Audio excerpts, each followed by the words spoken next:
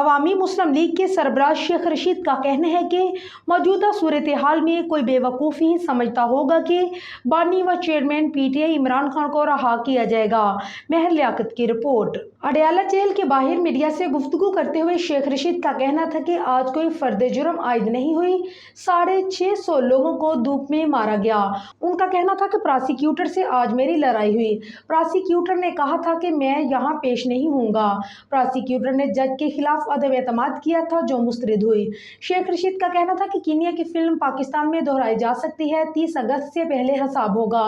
उन्होंने कहा है कि शहबाज शरीफ ने कहा कि ये IMF का बजट है, ये IMF ने बनाया है।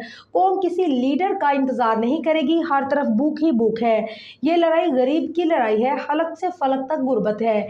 इमरान खान की रहाई से मुताल्लिक सवाल पर शेख रशीद का कहना था कि कोई बेवकूफ़ी समझता होगा कि बानी PTI को रहा किया जाएगा। मौजूदा सूरत हाल में बानी PTI को रहा नहीं किया जाएगा। याद रहे कि इससे कबल भी शेख रशीद ने एक बयान में कहा था कि अभी हालात ऐसे नहीं कि इमरान खान को रहा किया जाएगा, लेकिन बेगुनाहों की जेलों से निकलने तक इज्जत के ख्वाहिशमंदों को इज्जत नहीं मिलेगी। शेख रशीद का कहना था कि कल मैं जस्टिस तारक जहांगीरी की अदालत से रहा हुआ हूँ। एक कब्र है, मुर्दे 3 हैं। सुप्रीम कोर्ट से बरा रिलीफ मिल सकता है।